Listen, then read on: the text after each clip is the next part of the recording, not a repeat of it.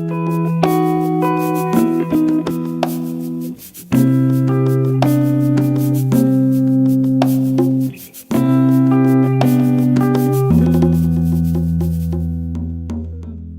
right, my name is Kevin Nash, and I am the proprietor of Earth First Eco Farms. And today I'm gonna kind of talk about a little bit of transplanting of live plants into the garden.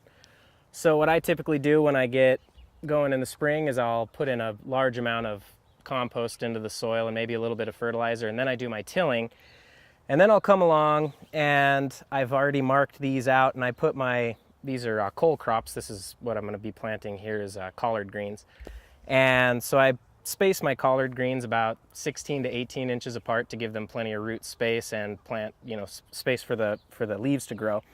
So in transplanting, what I always prefer to do is, and you don't want to do this with every variety of plant, a lot of the cucumbers and melons, you don't want to do too much to the roots.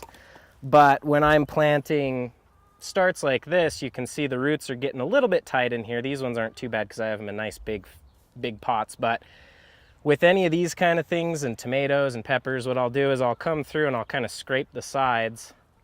And what that'll do is kind of break up some of the outer roots and give them a chance to re-sprout out into the surrounding area. If you don't do that, sometimes they'll just keep their cluster right in that space.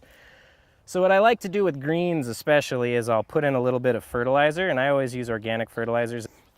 So I put a little bit into that and then kind of scrape it around. And when you're planting any of your starts like this, when they come out of the soil plugs, a lot of times they're going to have this stretched section here. And you can't see it on this one, but on this particular start, these are what are called cotyledon leaves.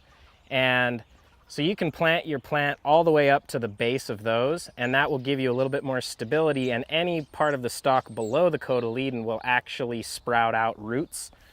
So when you're doing the planting, you can kind of put it down in, make sure you kind of firm it up. And I don't actually have my watering can with me, but typically when I'm transplanting, I will always water them in immediately after I get them in the ground, just so that the soil can kind of firm up around the plant and you don't get too many oxygen spots, because you want an airy soil. But if you have too many big open cavities, that can collect water and too much oxygen, and you can actually get bacterial growth that can damage the roots of your plants. So you always want them to be kind of as firmed in as possible so that the soil is touching all of the root areas.